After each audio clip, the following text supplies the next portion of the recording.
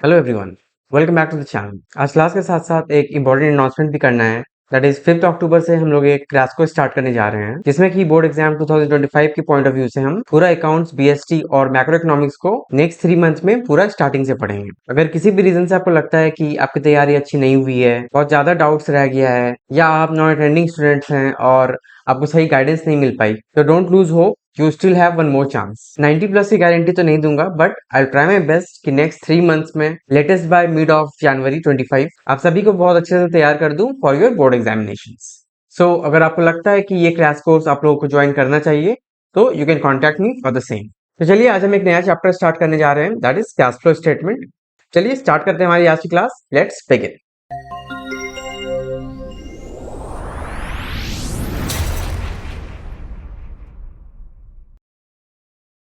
तो आज हम स्टार्ट करने जा रहे हैं कैश फ्लो स्टेटमेंट। तो सबसे पहले हम एक स्टोरी की मदद से समझते हैं कि क्या होता है ये कैश फ्लो स्टेटमेंट। तो सपोज करो कि ये एक है हमारा businessman, that is mister Mangu. तो ये जो है एक शॉप ओन करते हैं, और इन्होंने बहुत सारा सेल किया, like with in a financial year. ठीक है, कुछ क्रेडिट सेल किया, कुछ कैश सेल किया, फिर क्रेडिट क्रेडिट कैश, इस तरह से बहुत सारा सेल इन्होंने किया। उसके बाद फिर end of the financial year में इन्होंने अपना ट्रेडिंग पीएल बैलेंस शीट सब कुछ बना लिया। और जब बैलेंस शीट ये बनाए, जब ये इनकम स्टेटमेंट बनाए, तो इन्हें पता चला कि इनका टोटल सेल्स जो था वो 20 लाख रुपीज था, और रिलेटेड एक्सपेंसेस, परचेज, ये सब कुछ जो है मिला के 8 लाख रुपीज था। तो ही केम टू ए कंक्लूजन कि भाई चलो, मुझे तो 12 लाख रुपए का प्रॉफिट हो गया। And he was really very happy. देख लो ये कितने खुश लग रहे हैं। ठीक है, उसके बाद फिर ये क्या किए, जल्दी से दौड़ के गए अपने बैंक के पास। बैंक के पास इस उम्मीद से गए कि भाई चलो, अब बैंक में हमको मिलेगा 12 लाख रुपए। लेकिन बैंक में इन्हें क्या पता चला कि इनके पास सिर्फ 1,10,000 रुपए इनके अकाउंट में है। और फिर तब इन्होंने सोचा कि अच्छा, हो सकता है कि इम्प्लॉयज ने दुकान पे ही छोड़ दिया हो पैसे। फिर तब ये बैंक से जो है अपने शॉप पे गए, और शॉप पे इन्होंने काउंटर पे क्या देखा कि इनके ड्रॉवर में सिर्फ 30,000 रुपीज था। तो अब ये दोनों को अगर हम सम करते हैं, तो फिर भी ये मिला के हो रहा है आपका 1,40,000 रुपीज। तो अब जो है बेचारा ये मिस्टर मंगू बहुत टेंशन में आ गए। ये देखो, ये यहाँ टेंशन में बैठे हैं, where is all my money. तो अभी क्या है कि आप लोगों ने ट्रेडिंग पीएल बैलेंस शीट ये सब कुछ सीख लिया है, वेदर इट्स सोल प्रोप्राइटरशिप या फिर पार्टनरशिप। आपको पता है कि बेसिक अकाउंटिंग कैसे काम करता है।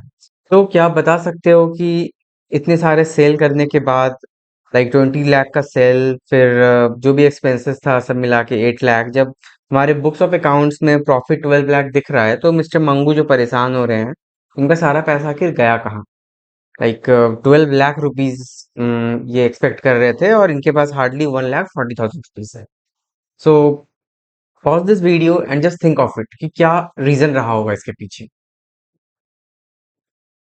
तो अब अगर आपको लग रहा है कि ये जो भी डिफरेंसेस आ रहा है इसका रीजन है क्रेडिट सेल, तो आप सही हो, क्योंकि इसने बहुत सारा सेल क्रेडिट पे किया है, उधार पे सामान को बेचा है। तो उसका जो पैसा है अभी तक रिसीव नहीं हुआ है। और आप ये भी कह सकते हो, since the accrual basis of accounting is followed, not the cash basis, therefore transactions are recorded when due and not when the actual cash is received. So there are many debtors who are yet to pay and more amount is yet to be received. तो इस कारण से bank balance और cash के form में जो भी पैसा है, that is less than the actual profit of 12 lakh rupees. तो अब अगर mister Mangu actual cash receipt और एक्चुअल कैश पेमेंट के बारे में जानना चाहते हैं, तो जस्ट टेल मी क्या करना होगा इन्हें, लाइक कौन सा स्टेटमेंट या कौन सा अकाउंट इन्हें बनाना पड़ेगा। So the answer is he will have to make a cash flow statement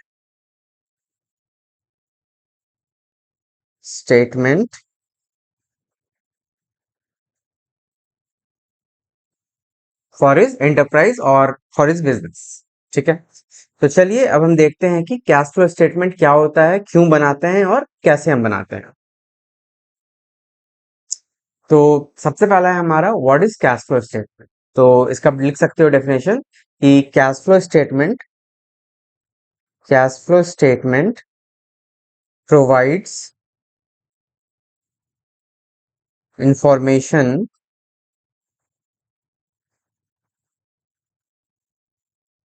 about cash inflow and cash outflow of an enterprise or firm for a given period। ठीक है, तो ये हो गया आपका कि कैश फ्लो स्टेटमेंट क्या होता है। चलिए अब आगे देखते हैं कि what is the purpose of making cash flow statement. तो कैश फ्लो स्टेटमेंट हम लोग बनाते हैं सर्टेन चीजों के बारे में जानने के लिए। तो cash flow statement is prepared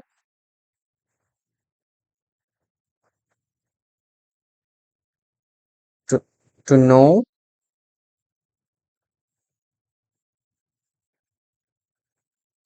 followings. क्या क्या? सबसे पहला हो जाएगा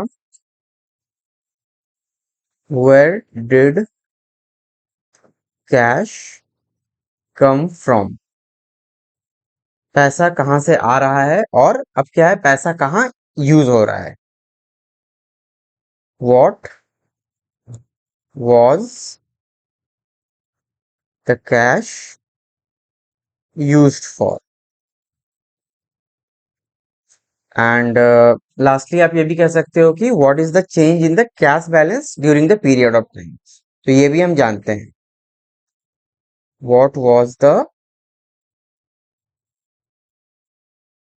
change in cash balance during the period of time. उसके बाद अब हमारा नेक्स्ट है कि हम कैश फ्लो एनालिसिस हमें क्यों करना चाहिए। तो obviously there are certain information जो कि हम जानना चाहते हैं regarding our firm our business. तो कैश फ्लो एनालिसिस से हमें क्या क्या पता चलता है कि फर्म फ्यूचर में क्या कितने पैसे और जनरेट कर सकता है। अभी फर्म के पास कितना पैसा है जिसकी मदद से वो जो भी करंट लायबिलिटीज या जो भी अपकमिंग लायबिलिटीज या कैश ऑब्लिगेशन है उसे रिपे कर सकता है। या फिर to understand the liquidity position. या फिर आप कह सकते हो कि हर बिजनेस में एक बजटिंग होता है, लाइक एक बजट बनाया जाता है किसी भी चीज के लिए। तो क्या हमारे पास सफिशिएंट कैश है, क्या हम अपने बजट के अकॉर्डिंग मूव कर रहे हैं, अगर कोई डेविएशन है तो हम उसे कैसे करेक्ट करेंगे, कैसे कंट्रोल करेंगे। तो ये सब चीज के लिए हमें कैश फ्लो एनालिसिस करना चाहिए। तो why cash flow analysis should be done. तो इसका सबसे पहला हो जाएगा टू नो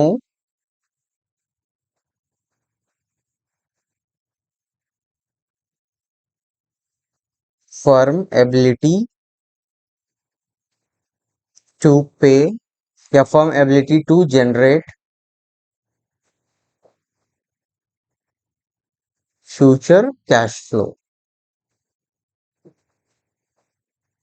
दूसरा हो जाएगा to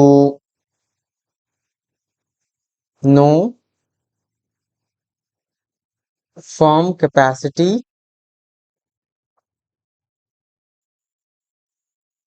to meet cash obligation.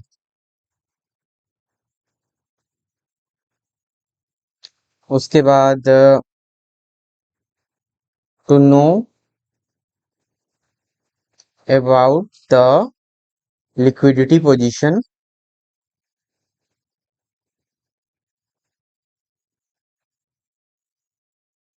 Of the firm. And lastly to compare with budgets. ठीक है, तो चलिए ये हो गया कि हमें कैश फ्लो एनालिसिस क्यों करना चाहिए। अब हम देखते हैं कि classification of cash flow statement, मतलब कि हम जो कैश फ्लो स्टेटमेंट बनाते हैं उसमें कैसे कैसे हम कैश के सोर्सेस को क्लासिफाई करते हैं। तो पहला हो गया आपका cash flow from operating activity. तो यहाँ पे ऑपरेटिंग एक्टिविटी से मतलब है कि बिजनेस का जो कोर ऑपरेशन है या जो कोर बिजनेस है उससे हम कितना पैसा अर्न कर रहे हैं या उसमें हम कितना पैसा स्पेंड कर रहे हैं। ठीक है। उसके बाद है आपका cash flow from investing activity. ये क्या है कि हम बिजनेस में जो भी इन्वेस्टमेंट कर रहे हैं, चाहे वो कोई लॉन्ग टर्म इन्वेस्टमेंट हो या परचेज ऑफ फिक्स्ड एसेट्स हो, तो वो सबसे रिलेटेड जो भी इनफ्लो और आउटफ्लो है वो हम इन्वेस्टिंग एक्टिविटी में करते हैं। और लास्टली है आपका cash flow from financing activity. तो फाइनेंसिंग एक्टिविटी क्या होता है कि हम बिजनेस को जो फाइनेंस करते हैं, तो उसका वेरियस मेथड होता है। लाइक हम इक्विटी से कर सकते हैं, शेयर इश्यू कर सकते हैं, डिवेंचर कर सकते हैं, किसी तरह का बोरोइंग कर सकते हैं। तो डिफरेंट सोर्सेज ऑफ फंड से जो हम बिजनेस को फाइनेंस करते हैं, बिजनेस एक्टिविटी को जो फाइनेंस करते हैं, उसे कहा जाता है cash flow from financing activity. ठीक है। तो चलिए अब देखते हैं कि क्या क्या होता है ये तीनों एक्टिविटीज में। तो ऑपरेटिंग एक्टिविटी में हो जाएगा आपका cash received from customer for sale of goods and services. ठीक है। उसके बाद आपका नेक्स्ट हो जाएगा कि किसी भी तरह का अगर कोई डेटर्स है, मतलब किसी को अगर हम उधार पे सामान सेल किए हैं, तो उससे भी हमें कुछ पैसा मिलेगा इन फ्यूचर। तो आप लिख सकते हो रिसीव्ड फ्रॉम डेटर्स। और इसके बाद फिर आपका किसी भी तरह का आप जो सेल कर रहे हो उससे मान लो किसी तरह का आपको कमीशन मिल रहा है या कोई रॉयल्टी मिल रहा है, तो वो सब भी आप इसमें इंक्लूड कर सकते हो। तो हो जाएगा royalty, fees, commission on sale. तो ये सब चीज हो गया आपका ऑपरेटिंग एक्टिविटीज से जो कैश इनफ्लो होगा। और अगर हम आउटफ्लो का बात करें, तो यहाँ पे क्या हो जाएगा, मेकिंग पेमेंट फॉर वेजेस, क्योंकि जो भी लेबर काम करेगा उसे हम वेजेस पे करेंगे। गुड सेल करने के लिए जो भी हम परचेज करेंगे, वो भी हमारे बिजनेस का मेन ऑपरेटिंग एक्टिविटी हो गया। तो payment of wages, purchase, purchases. ठीक है। तो ये सब हो गया आपका ऑपरेटिंग एक्टिविटी का पार्ट। उसके बाद आता है आपका cash flow from investing activity. तो इसमें आप लिख सकते हो इट इंक्लूड्स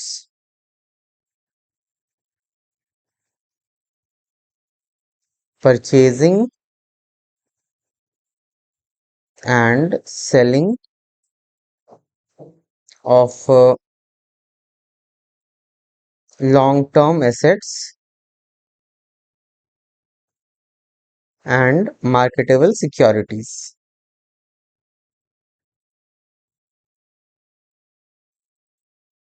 चलिए। और अब cash flow from financing activity. तो इसमें क्या होता है कि it is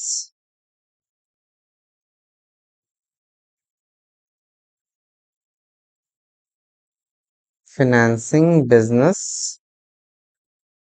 need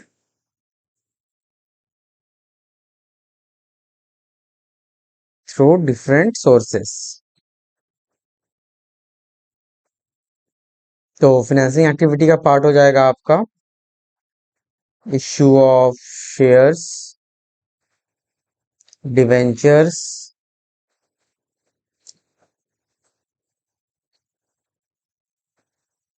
redemption of debentures, repayment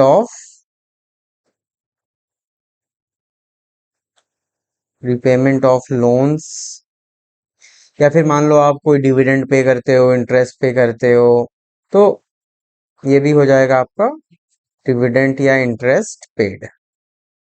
तो ये सब कुछ हो जाएगा फाइनेंसिंग एक्टिविटी का पार्ट। चलिए। अब हो गया। हाँ। तो अब ऑपरेटिंग एक्टिविटी, इन्वेस्टिंग एक्टिविटी और फाइनेंसिंग एक्टिविटी में क्या हमारा इनफ्लो होगा और क्या हमारा आउटफ्लो होगा, इसे हम देख लेते हैं। Outflow, inflow, outflow, inflow and outflow. तो ऑपरेटिंग एक्टिविटी में इनफ्लो क्या हो जाएगा, सबसे पहला तो कैश सेल। उसके बाद रिसीव्ड फ्रॉम डेटर्स। उसके बाद आपका किसी भी तरह का कमीशन या फिर फी रिसीव्ड, और लास्टली आप रॉयल्टी, ये भी मिलता है। तो चलिए, ये हो गया आपका इनफ्लो। आउटफ्लो में हो जाएगा cash purchase,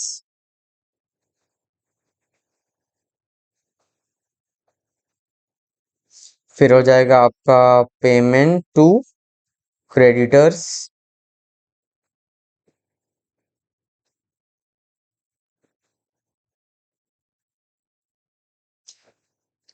payment of wages, और यहाँ तक कि इनकम टैक्स जो आप पे करोगे वो भी हो जाएगा इसमें। ठीक है। उसके बाद अब इन्वेस्टिंग एक्टिविटी में क्या होगा? तो इन्वेस्टिंग एक्टिविटी में हम बिजनेस पॉइंट ऑफ व्यू से या बिजनेस में प्रॉफिट अर्निंग के लिए जहां भी हम पैसे को इन्वेस्ट करते हैं या जहां भी हम पैसे को लगाते हैं, तो that is mainly called investing activity. तो अब मान लीजिए हम कोई फिक्स्ड एसेट खरीदे, कोई मशीन खरीदे, तो ये एक तरह का इन्वेस्टमेंट हुआ। लेकिन अगर हम परचेज ऑफ मशीन या एसेट्स करते हैं या बिल्डिंग करते हैं, तो ये क्या है, यहाँ हमारा कैश जा रहा है, क्योंकि हम जो भी परचेज कर रहे हैं तो सामान आ रहा है, बदले में हमारा कैश जा रहा है। तो यहाँ पे आउटफ्लो में हो जाएगा purchase of fixed assets, machinery. ठीक है। उसके बाद हो जाएगा आपका purchase of long term investments. तो ये सब हो गया आपका कैश आउटफ्लो। और कैश इनफ्लो का अगर बात करें तो यहाँ पे होगा आपका sale of fixed assets, sale of fixed assets, sale of investment, फिर जो भी आप डिविडेंड या इंटरेस्ट रिसीव करोगे फ्रॉम द इन्वेस्टमेंट, तो ये सब हो जाएगा आपका कैश इनफ्लो में। चलिए, अब है cash flow from financing activity. तो जब भी हम फाइनेंसिंग एक्टिविटी का बात करते हैं तो मेजर तीन चीजें जहां से हम फाइनेंस करते हैं। सबसे पहले क्या है आपका shares, to be more specific आप यहाँ पे इक्विटी शेयर्स लिख सकते हो। उसके बाद हो जाएगा आपका प्रेफरेंस शेयर कैपिटल, और उसके बाद डेट में अगर आप बात करो तो डिवेंचर या फिर कोई long term loans, loans and borrowings. Like ये एक हो गया इक्विटी शेयर, दूसरा हो गया प्रेफरेंस शेयर, और तीसरा हो गया डिवेंचर और लोन्स। तो जो भी हम बिजनेस को फिनेंस करेंगे, मोस्ट प्रोबेबली चांसेस है कि हम इसी तीन चीजों में से करेंगे, मतलब वो जो भी होगा इसी तीन हेड में आएगा। ठीक है। तो इसमें अगर हम कैश इनफ्लो आउटफ्लो का बात करते हैं, तो इनफ्लो किससे हो जाएगा? Issue of shares, issue of debentures, उसके बाद आप किसी तरह का मान लो लॉन्ग टर्म बोरोइंग्स करते हो, तो ये सब हो गया आपका कैश इनफ्लो। और आउटफ्लो क्या होगा? जब आप इसको रिपेमेंट करोगे, मतलब buyback of share, buyback of share,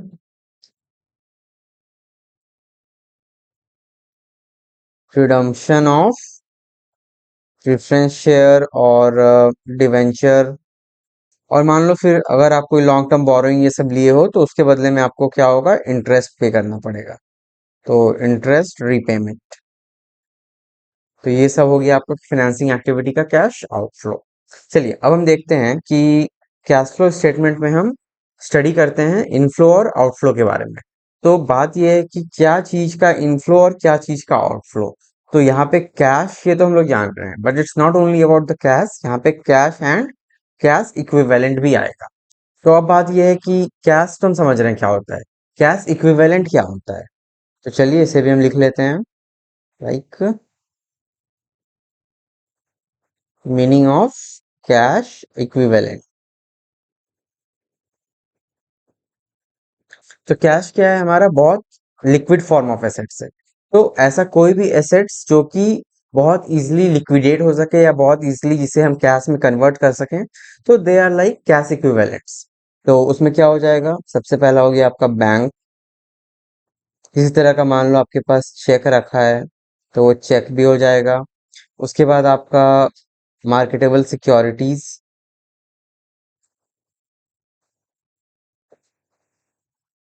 marketable securities,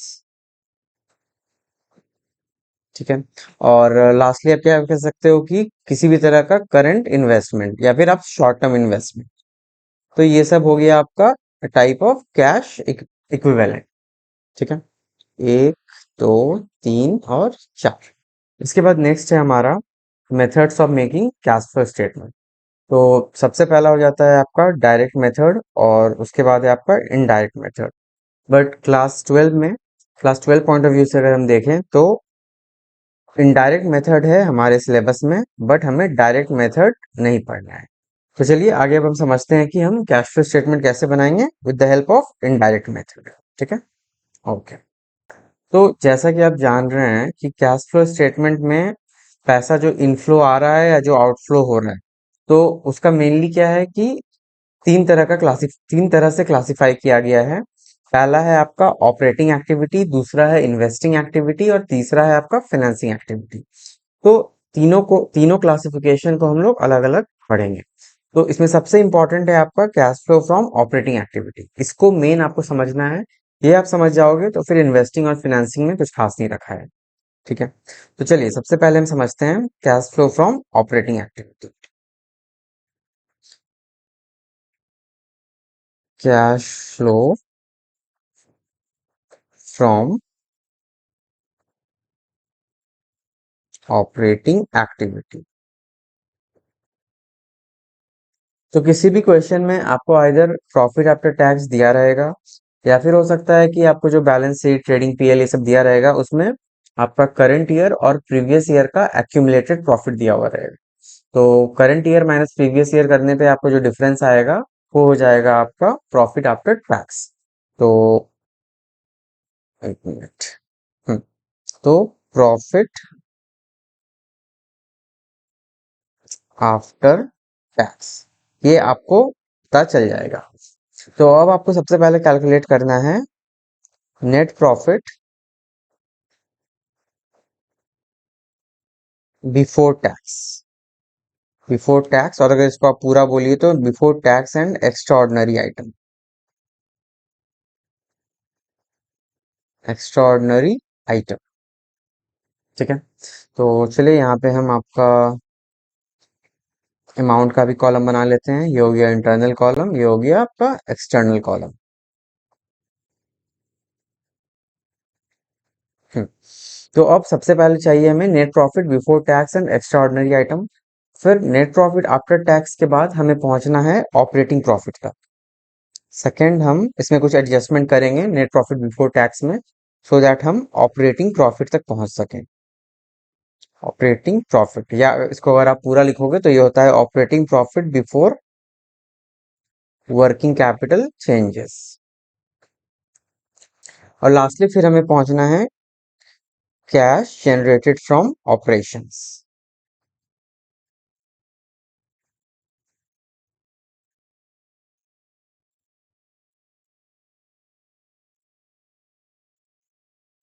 तो अब हम समझते हैं कि यहाँ पे हम क्या करेंगे, जो कि नेट प्रॉफिट बिफोर टैक्स निकलेगा प्रॉफिट आफ्टर टैक्स से, और फिर operating profit before working capital changes निकलेगा।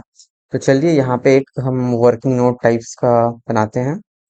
तो जब आपको प्रॉफिट आफ्टर टैक्स दिया रहेगा तो इसमें आपको क्या करना है, सर्टेन चीजें जो कि हम प्रॉफिट से निकाल लेते हैं उसे हम वापस ऐड बैक करेंगे। तो प्रॉफिट आफ्टर टैक्स में आपका ऐड हो जाएगा सबसे पहला किसी भी तरह का रिजर्व्स, उसके बाद किसी भी तरह का जो आपने डिविडेंड पे किया है वो डिविडेंड पेड, ठीक है। अब डिविडेंड पेड में क्या है कि ये आपका इंटरिम डिविडेंड या फिर प्रपोज डिविडेंड कुछ भी हो सकता है, इंटरिम या प्रपोज्ड। एंड लास्टली क्या है कि अगर आप कोई प्रोविजन बनाते हैं फॉर टैक्स तो वो भी आपको इसमें ऐड बैक करना होगा। तो प्रोविजन फॉर टैक्स, और इन केस मान लो कोई आपको इनकम टैक्स का रिफंड मिला है तो वो तो वापस ऐड हो जाता है, तो यहाँ पे हमें उसे लेस करना पड़ेगा। तो लेस में हो जाएगा इनकम टैक्स रिफंड। तो ये एडजस्टमेंट जब हम करेंगे प्रॉफिट आफ्टर टैक्स में, तो ये हमारा निकल जाएगा प्रॉफिट बिफोर टैक्स। ठीक है, या फिर आप जो कहते हो profit before tax and extraordinary item. तो सबसे पहले यहाँ पे प्रॉफिट आफ्टर टैक्स में हम ये सारा एडजस्टमेंट करके net profit before tax and extraordinary item निकाल लेंगे। चलिए, और उसके बाद फिर क्या है, हमें पहुंचना है operating profit before working capital changes. तो चलिए इसको हम समझते हैं। तो इसके लिए हम एक पहले पीएल अकाउंट बना लेते हैं। ठीक है, ये आपका वर्किंग नोट्स टू हो गया। तो ये हमारा हो गया प्रॉफिट एंड लॉस अकाउंट। तो सबसे पहले इधर आ जाएगा आपका बाय क्रॉस प्रॉफिट। ठीक है, अब बाय ग्रॉस प्रॉफिट के बाद इधर आप क्या लिखोगे, एक्सपेंसेस लिखोगे। तो एक्सपेंसेस में आप क्या लिख सकते हो, to rent, to salary, to office expenses, to advertisement and marketing cost, या जो भी इस तरह से आप लिख सकते हो। ठीक है, अब आप ये बताओ कि यहाँ पे जितना भी चीज हमने लिखा, like rent, salary, office expenses या एडवर्टीजमेंट कॉस्ट, तो ये सारा जो है आपका क्या है, तो these are the operating expenses, क्योंकि ये बिजनेस के ऑपरेशंस को इफेक्ट कर रहे हैं। सो ऑपरेटिंग एक्सपेंसेस। ठीक है, तो अब अगर ऑपरेटिंग एक्सपेंसेस लेस हो जाएगा ग्रॉस प्रॉफिट से, तो हमारा क्या निकल जाएगा, टू ऑपरेटिंग प्रॉफिट। ठीक है, चलिए, यहाँ टोटल कर दिए, यहाँ भी टोटल कर दिए, और यहाँ पे हो सकता है कि कुछ बाय ऑपरेटिंग इनकम भी आ जाए। तो लिख देते हैं ऑपरेटिंग इनकम। तो अब क्या होगा, ये जो ऑपरेटिंग प्रॉफिट हुआ उसे हम इस साइड ले आएंगे, बाय ऑपरेटिंग प्रॉफिट, और इससे अब हम क्या लेस करेंगे, तो यहाँ पे हम कर सकते हैं टू इंटरेस्ट पेड, या फिर आप कह सकते हो to loss on sale of assets, या फिर आप कह सकते हो टू डेप्रिसिएशन। तो ये सब चीज जो है हम लेस करेंगे। तो अगेन ये सारा चीज जो हम लेस कर रहे हैं, इसको लेस करने के बाद यहाँ पे क्या आ जाएगा आपका, यहाँ आ जाएगा net profit, to net profit, और फिर यहाँ पे टोटल हम कर देंगे दोनों side. Now the question is कि टू इंटरेस्ट पेड या loss on asset, loss on sale of asset, तो ये सब कुछ क्या हुआ, तो ये हो गया आपका non operating expenses.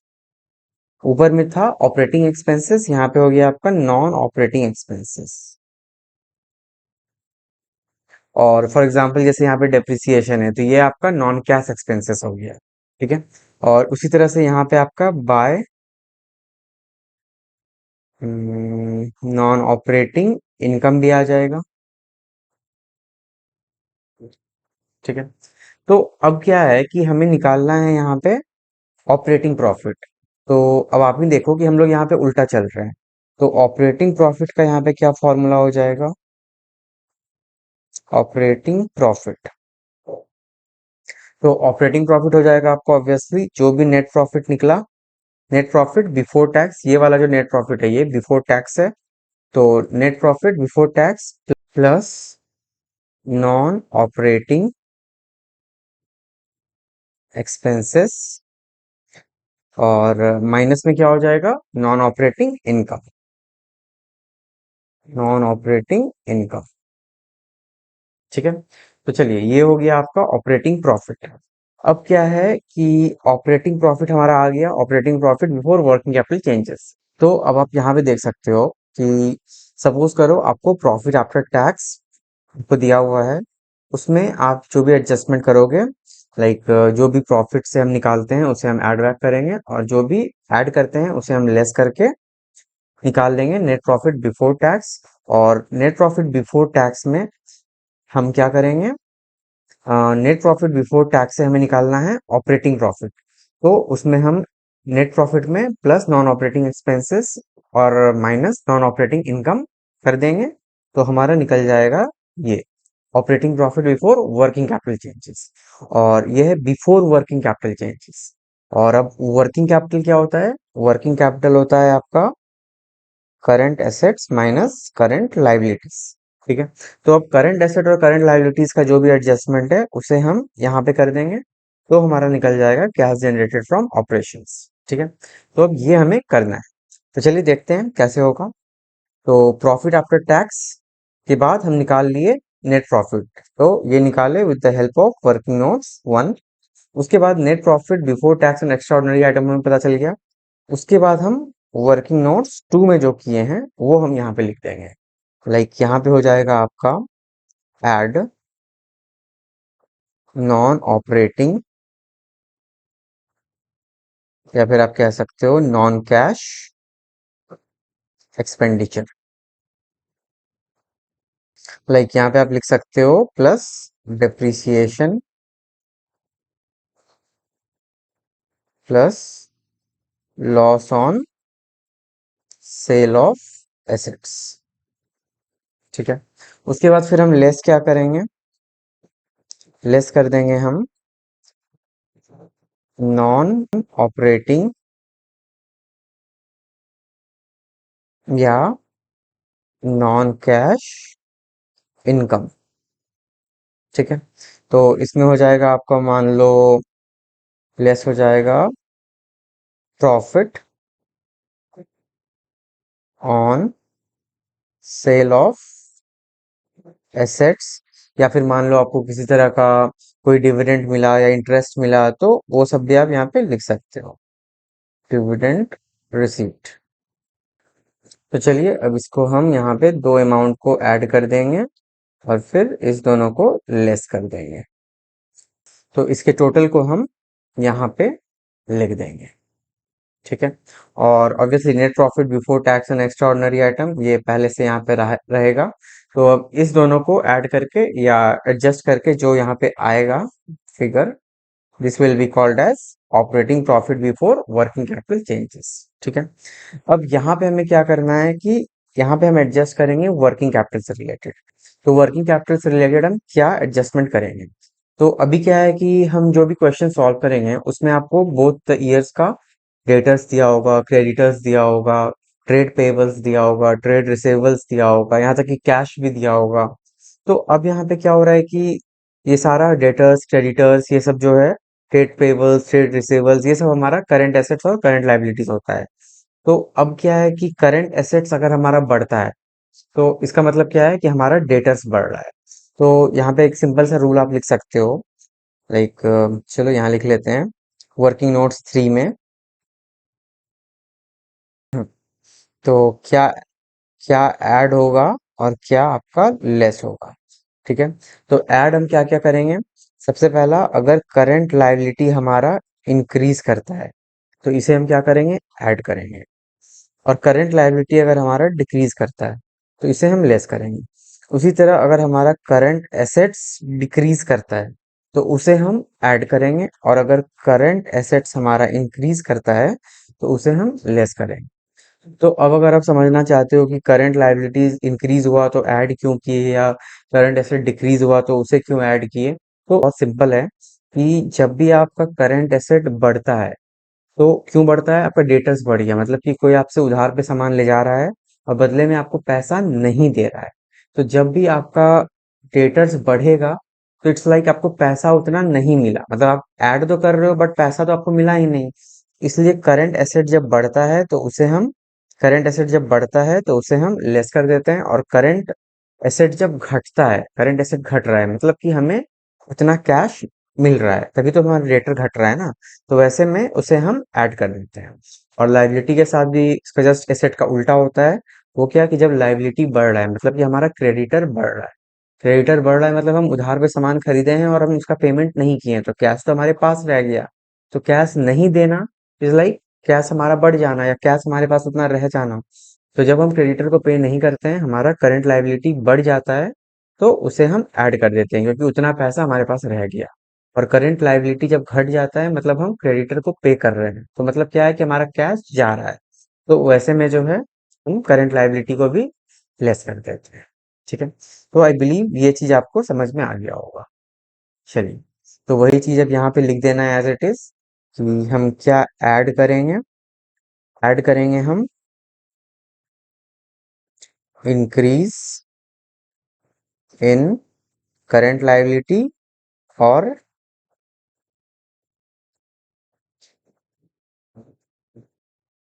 Decrease in current assets. ठीक है, और लेस क्या करेंगे हम, डिक्रीज इन करंट लायबिलिटी और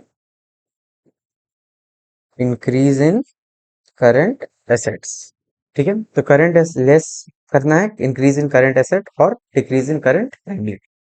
तो चलिए, फिर से यहाँ पे पहला दो को ऐड कर दिए और इस दोनों को लेस कर दिए। तो अब यहाँ पे फिर से एक अमाउंट आ गया, तो इसको अब हम यहाँ पे एडजस्ट करेंगे। तो अब जो हमारा आएगा यहाँ पे ये वाला फिगर, तो this will be cash generated from operations.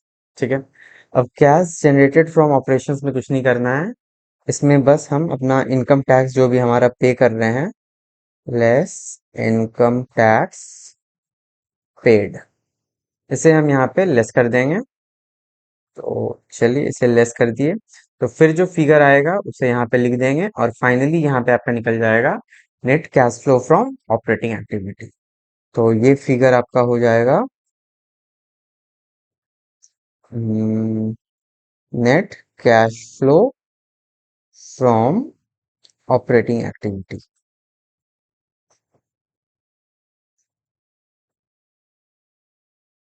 ठीक है, चलिए, तो आई बिलीव कि ये वाला चीज आपको ऑपरेटिंग एक्टिविटी वाला क्लियर हो गया होगा। सबसे पहले प्रॉफिट आफ्टर टैक्स निकालना है, फिर और अगर दिया हुआ है तब तो ठीक ही है, फिर प्रॉफिट आफ्टर टैक्स से हमें पहुंचना है यहाँ पे, that is profit before tax and extra ordinary item. फिर प्रॉफिट बिफोर टैक्स में हम नॉन ऑपरेटिंग एक्सपेंसेस और नॉन ऑपरेटिंग इनकम को एडजस्ट करके निकालेंगे operating profit before working capital changes. ठीक है, बिफोर वर्किंग कैपिटल चेंजेस, ये हो गया आपका सेकंड नंबर। फिर वर्किंग कैपिटल का जो भी चीज है like current assets, current liability, ये सबको हम एडजस्ट करेंगे, उससे हमारा निकल जाएगा ये number 3, that is cash generated from operations. उसमें फिर हम इनकम टैक्स को लेस कर देंगे, तो निकल जाएगा हमारा net cash flow from operating activity. तो यहाँ पे अब आपका कंप्लीट हुआ ऑपरेटिंग एक्टिविटी वाला पार्ट। ठीक है, तो इसी में मेन जो समझने का है वो इसी में है। इसके बाद फिर आपका इन्वेस्टिंग और फिनेंसिंग, वो तो इजी है। ठीक है, तो चलिए अब आगे देख लेते हैं। तो अब एक काम करते हैं कि हम लोग पूरा कैश फ्लो स्टेटमेंट का एक कंप्लीट फॉर्मेट बना लेते हैं और देखते हैं कि उसमें सब कुछ कैसे होता है। तो इन्वेस्टिंग एक्टिविटी और ऑपरेटिंग एक्टिविटी वहां पे ही हम लोग समझ लेंगे। तो चलिए स्टार्ट करते हैं। तो सबसे पहले हो गया कैश फ्लो स्टेटमेंट।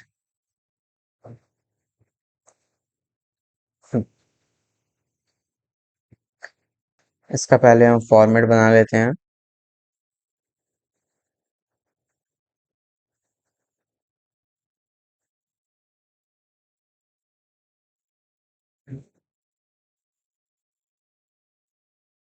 इधर हो गया अमाउंट, अमाउंट का इंटरनल कॉलम, और ये हो गया अमाउंट का मेन कॉलम। ठीक है, पर्टिकुलर्स। तो सबसे पहले अगेन हम स्टार्ट करेंगे cash flow from operating activity. ठीक है, इसको हम चलिए ए दे देते हैं। तो cash flow from operating activity में सबसे पहले हमें निकालना है नेट प्रॉफिट बिफोर टैक्स। तो नेट प्रॉफिट बिफोर टैक्स में अब हम सर्टेन चीजों को ऐड और लेस करेंगे। और हम पहुंचेंगे ऑपरेटिंग प्रॉफिट तक। इसमें ऐड हो जाएगा आपका non cash, non operating expenses, और लेस हो जाएगा आपका non cash, non operating income. तो नेट प्रॉफिट बिफोर टैक्स ये यहाँ लिख देते हैं। श- उसके बाद इसको, उसके बाद ऐड नॉन कैश या नॉन ऑपरेटिंग एक्सपेंसेस को ऐड कर दिए और लेस कर दिए आपका नॉन ऑपरेटिंग इनकम को। ठीक है, तो अब यहाँ पे जो भी फिगर आएगा वो हम यहाँ पे लिख देंगे, और यहाँ पे अब आपका जो फिगर आ जाएगा दैट विल बी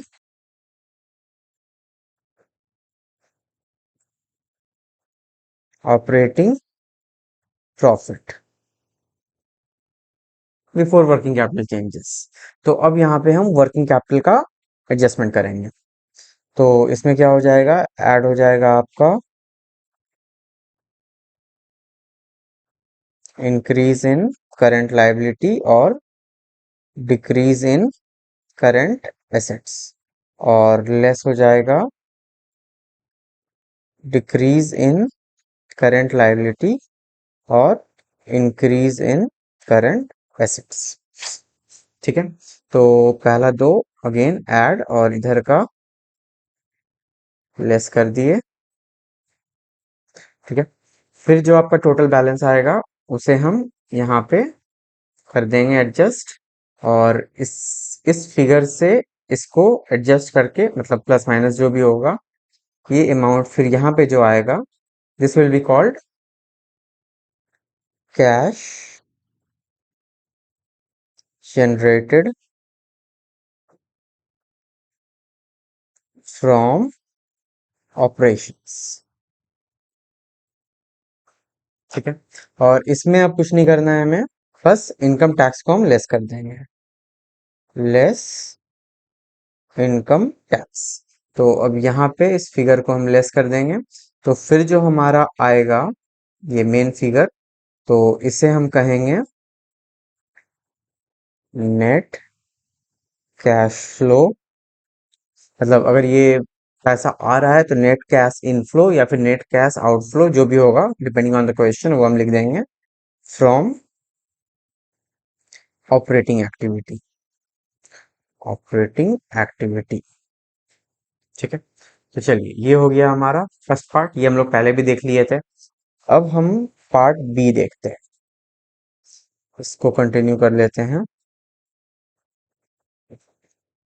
हम्म, तो ऑपरेटिंग एक्टिविटी के बाद क्या हो जाएगा हमारा, ऑपरेटिंग एक्टिविटी के बाद हम देखेंगे इन्वेस्टिंग एक्टिविटी। तो यहाँ पे लिख लेते हैं cash flow from investing activity.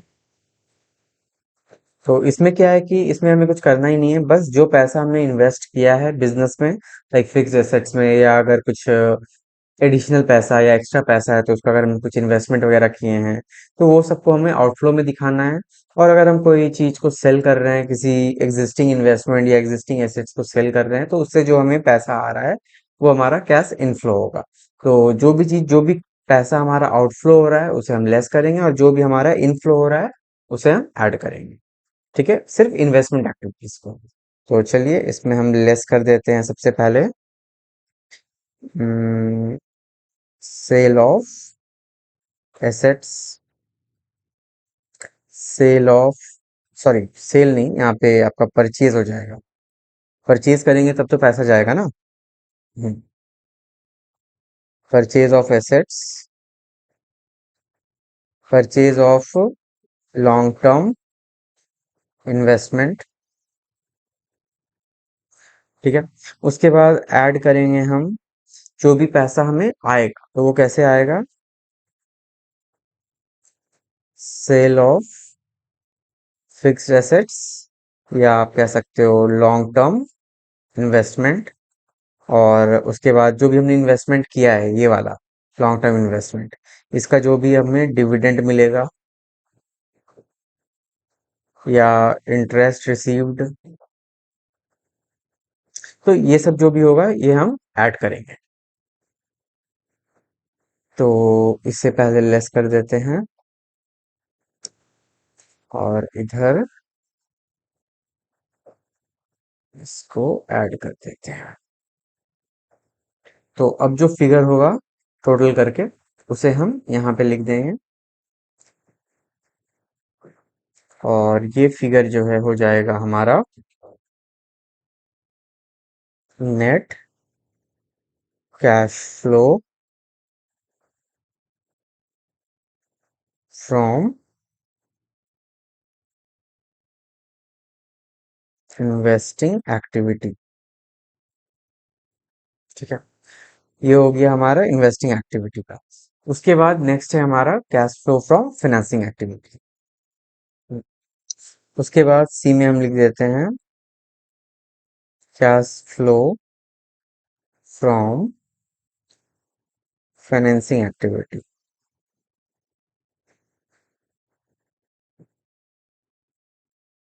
ठीक है, अगेन दो कॉलम। तो सबसे पहले क्या है आपका यहाँ पे, हम जिस भी तरह से बिजनेस को फिनेंस करेंगे, तो उस प्रोसेस में जो पैसा हमारे पास आएगा उसे हम ऐड करेंगे, और जब हम उस पैसे को रिटर्न करेंगे तो उसे हम लेस करेंगे, so that will be an outflow. तो इनफ्लो को हमें ऐड करना है। तो ऐड क्या हो जाएगा, इश्यू ऑफ इक्विटी शेयर, या फिर आपका प्रेफरेंस शेयर, और फिर आप लिख सकते हो इश्यू ऑफ डिवेंचर, या फिर किसी भी तरह का बोरोइंग्स। तो ये सब से पैसा आएगा। उसके बाद फिर लेस क्या होगा, लेस हो जाएगा आपका रिडम्पशन ऑफ डिवेंचर, या फिर redemption of preference share capital, या फिर बायबैक ऑफ इक्विटी शेयर्स, या फिर किसी तरह का लाइक हमने जो शेयर इशू किया या हमने जो बोरोइंग्स किया, तो उस पे अगर किसी तरह का इंटरेस्ट पे कर रहे हैं, इंटरेस्ट पेड या डिविडेंड पेड, तो ये सब हमारे लिए एक आउटफ्लो हो जाएगा। ठीक है, तो इस फिगर्स को हम ऐड कर देते हैं और लेस वाले फिगर को हम लेस कर देते हैं। ठीक है, तो अब इसका जो भी टोटल होगा वो हम इधर लिख देंगे। ठीक है, तो यहाँ हो जाएगा आपका नेट कैश इनफ्लो या आउटफ्लो, अभी हम फ्लो लिख रहे हैं, फ्रॉम फाइनेंसिंग एक्टिविटी।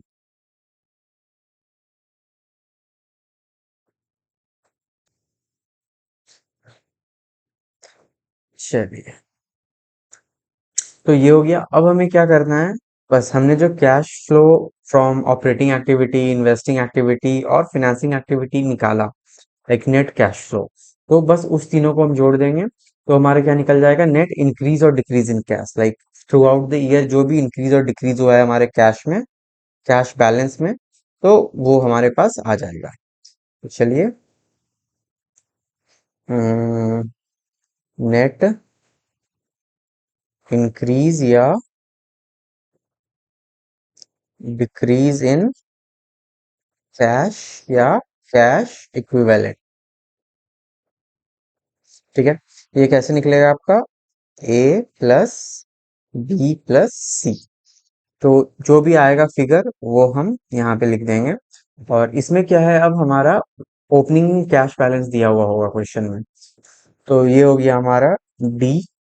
ठीक है, अब ओपनिंग कैश बैलेंस दिया होगा, तो चलिए इसको हम ई लिख देते हैं। ई में ऐड ओपनिंग कैश बैलेंस या फिर आप इसको बोल सकते हो cash and cash equivalent in the beginning of the year, या फिर ओपनिंग कैश बैलेंस, आप जो भी लिखो, तो बोथ आर सेम ओनली। ठीक है, तो वो हो जाएगा। तो अब हम नेट इंक्रीज और decrease in cash and cash equivalent में इसको जोड़ देंगे, एड ओपनिंग कैश बैलेंस। ठीक है, तो फाइनली आपका निकल जाएगा D plus E, that is called closing cash balance. मतलब कि हम जो भी चेंजेस हुआ with throughout the year, like net increase और decrease in cash and cash equivalent में हम ओपनिंग कैश बैलेंस ऐड करेंगे, तो हमारा क्लोजिंग कैश बैलेंस अपने आप आ जाएगा। ठीक है, तो ऑब्वियसली आपको ये डी नंबर जो है निकालना पड़ेगा, ई नंबर आपको क्वेश्चंस में दिया रहेगा, और ये क्लोजिंग कैश बैलेंस भी आपको दिया रहेगा। तो अगर आप डी सही कैलकुलेट करोगे तो D plus E is equal to आपका ये एफ जो है, that is closing cash balance, सही सही मैच कर जाएगा। ठीक है, तो बस इतना ही करना है आपको कैश फ्लो स्टेटमेंट में। तो ये तो हो गया हमारा format of cash flow statement. तो चलिए अब हम एक क्वेश्चन बनाते हैं कैश फ्लो स्टेटमेंट का, ताकि हमें और भी थोड़ा क्लैरिटी मिल सके अगर कुछ डाउट रह गया है। तो चलिए ये रहा क्वेश्चन आपके स्क्रीन पे। तो इसमें क्या कह रहा है कि 2020, I mean for the year ending मार्च 2020 और मार्च 2021, दोनों का आपका डिटेल्स दिया हुआ है, लाइक बैलेंस शीट दिया हुआ है, लाइबिलिटी और एसेट। तो लाइबिलिटी साइड है शेयर कैपिटल, डिवेंचर 2020 में कुछ भी नहीं है, retained earning, creditors, bills payable, provision for tax, और एसेट में goodwill, machinery, stock, debtors, bank और कैश, ये सब कुछ दिया हुआ है। अब एडजस्टमेंट में देखते हैं क्या है। During 2021, business of the sole trader was purchased by issuing share of rupees 2 lakh rupees.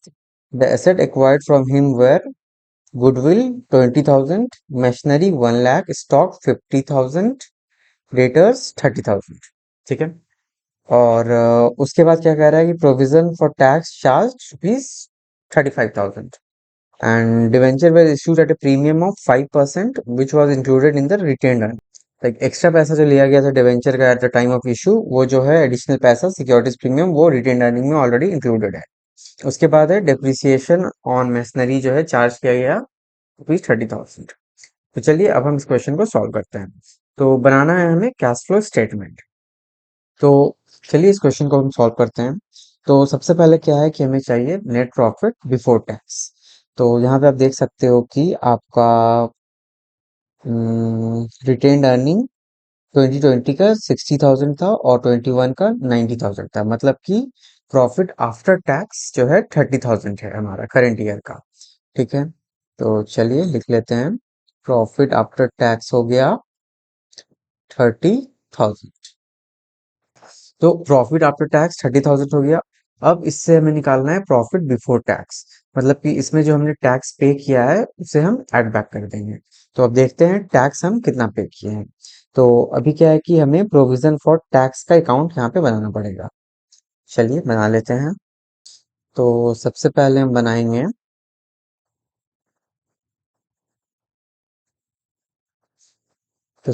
हम बनाएंगे प्रोविजन फॉर टैक्स का अकाउंट।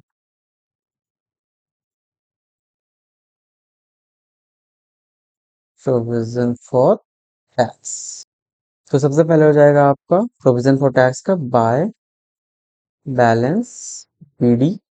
तो ये हो जाएगा टैक्स प्रोविजन 30,000 है लास्ट ईयर का, मतलब इस साल का ओपनिंग बैलेंस हो जाएगा 30,000, और इसमें अब हम ऐड करेंगे करंट ईयर का प्रोविजन। तो provision for the tax charge in 2021 was 35,000। तो बाय पीएल अकाउंट ये हो जाएगा 35,000, और प्रोविजन फॉर टैक्स का क्लोजिंग बैलेंस है हमारा करंट ईयर का 40,000। तो टू बैलेंस सीडी है 40,000। तो ये टोटल हो गया 65,000, और इधर भी टोटल हो गया 65,000। तो यहाँ पे हो जाएगा आपका टू बैंक। तो ये टू बैंक जो है ये क्या है आपका, इतना हम इनकम टैक्स पे किए, तो ये अमाउंट आ जाएगा 25,000। तो अब आप देख सकते हो कि आपका प्रॉफिट आफ्टर टैक्स जो है ये है 30,000। और हमें निकालना है प्रॉफिट बिफोर टैक्स, मतलब कि इसमें जो है कुछ टैक्स पे कर दिया गया है, तो उस टैक्स को अब हम ऐड बैक कर देंगे। तो ऐड कर देंगे हम टैक्स पेड, ठीक है। तो ये हो जाएगा आपका 25,000। तो ऑब्वियसली प्रॉफिट बिफोर टैक्स हो गया आपका 55,000 रुपीज, ठीक है। तो अब हमारा जो कैश फ्लो स्टेटमेंट बनेगा वो यहीं से स्टार्ट होगा। तो चलिए अब हम स्टार्ट करते हैं। और ये एक काम करते हैं, सबसे पहले जो भी एडजस्टमेंट है उससे रिलेटेड जो भी अकाउंट बनेगा वो पहले बना लेते हैं, सो दैट बाद में हमें एक्स्ट्रा कैलकुलेशन ना करना पड़े। उसके बाद क्या है, during 2021 the business of the sole trader was purchase by issuing share of rupees 2 lakh rupees, ठीक है। The assets acquired by him was goodwill, machinery, stocks and debtors, ठीक है, इसको देख लेंगे। उसके बाद क्या है, debt the debenture was issued at a premium of 5% which was included in the retained earning, ठीक है, इसको भी देख लेते हैं। और फिर क्या है, depreciation charge on machinery was 30,000। चलिए अब हम एक मशीनरी अकाउंट बना लेते हैं, मशीनरी अकाउंट। तो मशीनरी का ओपनिंग बैलेंस है आपका 1,25,000, आई मीन क्लोजिंग बैलेंस है 2020 का 1,25,000, तो ये हो जाएगा हमारा करंट ईयर का ओपनिंग बैलेंस। तो टू बैलेंस बीडी 1,25,000 और by balance CD current year का क्लोजिंग बैलेंस है 4,75,000, ठीक है। तो चलिए अब देख लेते हैं क्या क्या एडजस्टमेंट है। तो सबसे पहले इसमें अब क्या है कि डेप्रिसिएशन चार्ज हुआ है 30,000 का, तो बाय डेप्रिसिएशन हो गया 30,000। तो इधर टोटल हो गया आपका 475 प्लस 30 यानी कि 5,05,000, ठीक है। और इधर भी हम टोटल सेम डाल देते हैं 5,05,000। तो अब यहाँ पे आपका बैलेंसिंग फिगर हो गया 5,05,000 माइनस 1,25,000, दैट इज 3,85,000। बट आप यहाँ पे देख सकते हो कि यहाँ पे दिया है कि बिजनेस ये मशीनरी वर्थ 1 लाख रुपीज जो है एक्वायर किया है वेंडर, ठीक है। तो अब यहाँ पे अगर हम वेंडर का लिख लिख लेते हैं, to vendor, vendor 1 lakh rupees. तो अब बाकी जो बैलेंसिंग फिगर बचा वो हो जाएगा टू बैंक, दैट इज हमने इतना मशीनरी परचेज किया। तो 380 था, अब इसमें एक और घट गया तो टू बैंक हो जाएगा 2,80,000, ठीक है। चलिए उसके बाद नेक्स्ट है आपका, ये भी हो गया हमारा। अच्छा एक चीज और रह गया कि issue of share of rupees 2 lakh, मतलब कि 2021 में 2 लाख रुपया दिया है वेंडर ने। और यहाँ पे आप देख सकते हो कि 2020 का क्लोजिंग बैलेंस 1 लाख था और 21 का 4 लाख हो गया। ओके, तो चलिए शेयर कैपिटल का भी हम देख लेते हैं क्या है, शेयर कैपिटल अकाउंट। तो इसका हो जाएगा to, sorry, to, I mean by balance BD, ये हो गया आपका 1 लाख रुपीज, ठीक है, ये हो गया 1 लाख रुपीज। और इसमें क्या है, क्लोजिंग बैलेंस है 4 लाख रुपीज। तो टू बैलेंस सीडी, ये हो गया 4 लाख रुपीज। तो बीच का जो डिफरेंसेस है वो यहाँ पे आ जाएगा, that is by vendor, vendor ने हमें दिया है 2 लाख रुपया, ठीक है। तो यहाँ पे 1 2 3 4 5, 2 लाख वेंडर का हो गया। तो क्लोजिंग बैलेंस है 4 लाख, तो मतलब 4 लाख है। और इधर भी हमारा 4 लाख हो जाएगा। तो यहाँ पे बाकी जो 1 लाख रुपया बचा बैलेंसिंग फिगर, तो ये हमारा इशू ऑफ फ्रेश शेयर हम मान सकते हैं, that is by bank 1 lakh rupees, ठीक है। चलिए तो हमारा शेयर का अकाउंट हो गया, शेयर कैपिटल का अकाउंट हो गया, मशीनरी अकाउंट हो गया और प्रोविजन फॉर टैक्सेशन का भी अकाउंट हो गया। तो इसके अलावा तो आई डोंट थिंक और कोई एडजस्टमेंट है। ठीक है। So now we have complete information for making cash flow statement. तो चलिए अब हम बनाते हैं हमारा कैश फ्लो स्टेटमेंट।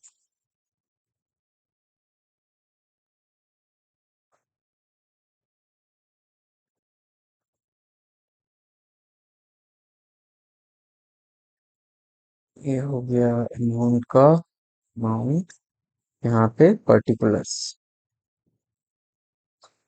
ये हो गया कैश फ्लो स्टेटमेंट। ठीक है। तो सबसे पहले क्या है हमारा profit before tax and extraordinary item, ये हो गया हमारा 55,000 रुपीज।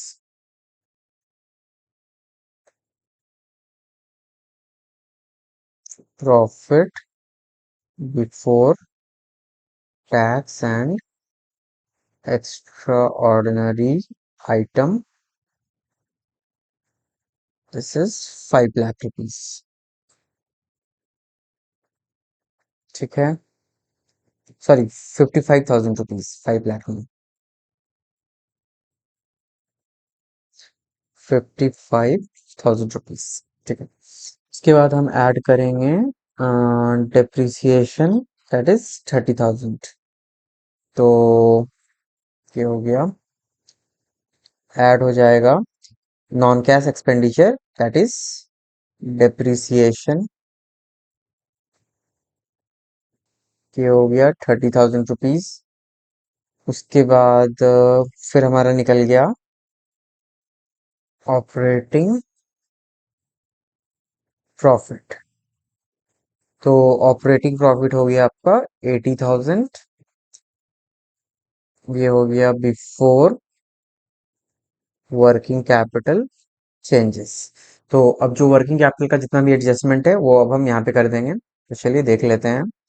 तो वर्किंग कैपिटल का, आई मीन करंट एसेट्स और करंट लायबिलिटी की अगर हम बात करें तो ये क्रेडिटर, बिल्स पेएबल, स्टॉक और डेटर, ये चार चीज हमारा आएगा। तो क्रेडिटर्स हमारा क्या है, 4,40,000 से 1 लाख हो गया। मतलब यहाँ पे हम लिख सकते हैं क्रेडिटर हमारा इंक्रीज हुआ है। उसके बाद बिल्स पेएबल हमारा 20 से 40, मतलब बिल्स पेएबल भी हमारा इंक्रीज हुआ है। और स्टॉक हमारा 60 से बढ़ा है। स्टॉक हमारा बढ़ा है। और डेटर हमारा वो भी बढ़ा है। तो डेटर भी हमारा बढ़ा। चलिए, तो अब इसे हम एडजस्ट कर देते हैं। इसमें हम ऐड कर देंगे इंक्रीज इन करंट लायबिलिटी। सो ये हो जाएगा आपका क्रेडिटर और बिल्स पेएबल। तो क्रेडिटर कितना है, ये हो गया 60 और बिल्स पेएबल 20। 60,000 और इधर हो गया 20,000। और इधर हम लेस कर देंगे अब इंक्रीज इन करंट एसेट्स। तो करंट एसेट्स हमारा कितना बढ़ा है, करंट एसेट्स में आपका स्टॉक बढ़ा है 20 था और 80 हो गया, और डेटर बढ़ा है 30 था और 1 लाख हो गया। बट यहाँ पे क्या है कि स्टॉक को वैल्यू किया गया है 50 और डेटर को 30, मतलब स्टॉक का 50 हमें मिल रहा है बाय द वेंडर, और डेटर का हमें 30 मिल रहा है। तो अब अगर हम इससे लेस कर देते हैं तो स्टॉक का वैल्यू हो जाएगा 50, सॉरी 80 माइनस 50 इज 30, और स्टॉक है 20 का और अब हो गया 30। ठीक है। तो इंक्रीज कितना हुआ, 10,000 का। तो increase in current assets, stock 10,000 हमें लेस करना है। और डेटर्स का क्या है, डेटर्स 1 लाख का है। 1 लाख में डेटर लेस हो जाएगा 30,000, क्योंकि 30,000 हमें मिल गया। तो बचा 70,000। तो अब 30 से 70 यानी कि 40,000 इंक्रीज हुआ हमारा डेटर्स। तो इंक्रीज इन स्टॉक हो गया अब डेटर्स। ये हो जाएगा 40,000। तो अब अगर इसका सम करते हैं हम, तो इट विल बी 6280 और -50 यानी कि 30,000। तो 30,000 यहाँ पे ऐड हो जाएगा, और ये 80,000 हो गया। तो अब हमारा यहाँ पे निकल गया कैश जनरेटेड फ्रॉम ऑपरेशंस। तो ये हो गया हमारा 80 और 30, 1,10,000 रुपया। ठीक है। अब इसमें हमें बस लेस करना है क्या, इनकम टैक्स पेड। तो टैक्स, ये लेस हो जाएगा, लेस टैक्स पेड। तो टैक्स हमने कितना पे किया था, हाँ, टैक्स पे किया था हमने 25,000। तो लेस लेस टैक्स पेड हो गया 25,000। तो इसे लेस करने के बाद ये हो जाएगा आपका net cash inflow from operating activity. So this is 25,000 less.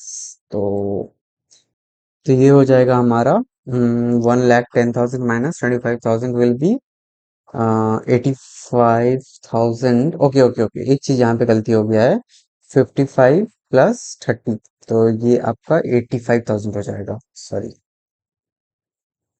तो यहाँ पे 85,000 हो गया।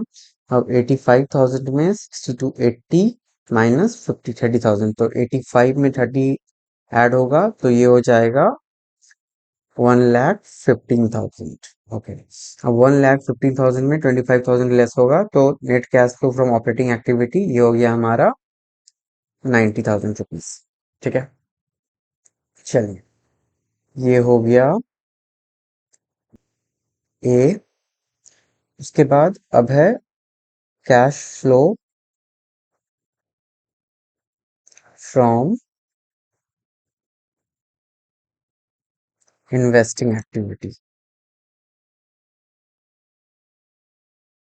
ठीक है। तो अब cash flow from investing activity में क्या होगा, तो सबसे पहले हम इन्वेस्ट कर रहे हैं मशीन में, और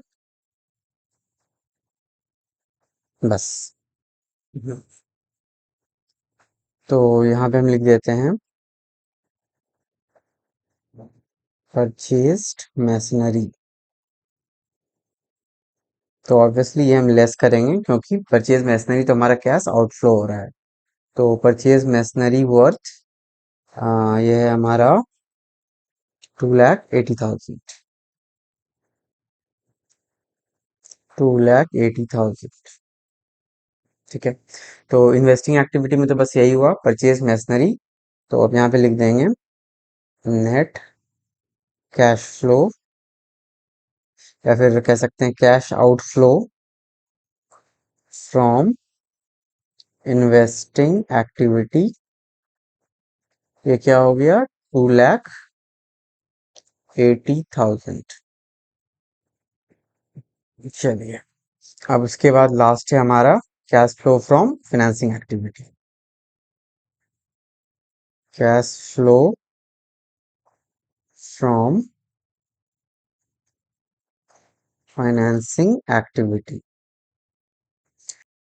तो फाइनेंसिंग एक्टिविटी में हमारा आ जाएगा सबसे पहले शेयर और डिवेंचर, और इसके अलावा तो कुछ नहीं है। तो शेयर में हमारा शेयर में बाय बैंक, यानी कि हमारा फ्रेश इशू हुआ है 1,00,000 रुपीज का, ये वाला। और उसके बाद डिवेंचर में फ्रेश इशू हुआ है 2,00,000 का, लेकिन यहाँ पे दिया हुआ है कि debenture was issued at a premium of 5%, which was included in retained earning, मतलब कि 5% एक्स्ट्रा सिक्योरिटीज प्रीमियम भी आया है। तो 5% ऑफ 2,00,000 विल बी 10,000। ओके। तो इसका मतलब ये हुआ कि डिवेंचर हम 2,10,000 का इशू कर रहे हैं। तो cash flow from financing activity में हम ऐड कर देंगे इशू ऑफ शेयर और issue of debenture plus securities premium. ठीक है, तो ये हो गया आपका 1 लाख और ये हो गया 2,10,000। तो अगेन टोटल यहाँ पे आपका हो गया net cash inflow from financing activity, ये हो गया 3,10,000। तो अब cash flow from operating activity हो गया 90,000, इन्वेस्टिंग एक्टिविटी में आउटफ्लो है 2,80,000 और फाइनेंसिंग एक्टिविटी में इनफ्लो है 3,10,000। तो अब हम निकालते हैं change in cash slash cash equivalent in the year. मतलब हमारा जो भी चेंजेस हुआ विद इन द ईयर, ये हो गया 90 प्लस ये 3,10 यानी कि 4 लाख माइनस 2,80,000, यानी कि 1,20,000 रुपये हो गया। 1,20,000 हो गया और इसमें हम ऐड कर देंगे कैश इन बिगनिंग। तो कैश एट बिगनिंग कितना है, ये हमारा 25 और 50, मतलब कैश एंड कैश इक्विवेलेंट, तो फिर बैंक भी आ जाएगा। तो कैश स्लैश कैश इक्विवेलेंट भी कर देते हैं। तो एक मिनट, कितना था, तो 50 और 25 टोटल हो गया हमारा 75,000।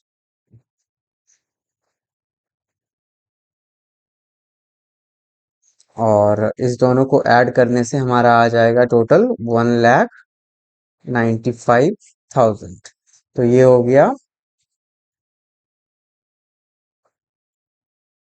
Cash and cash equivalent at the end of the year.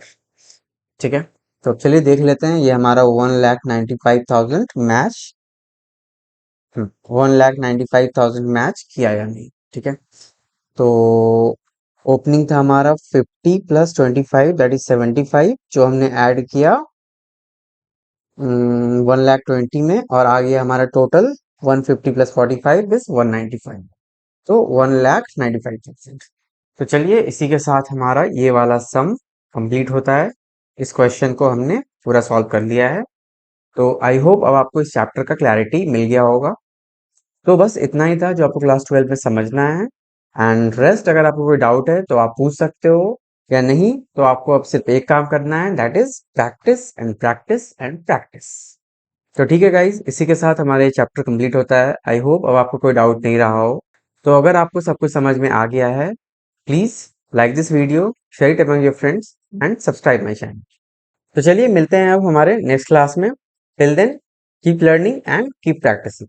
Thank you and thanks for watching.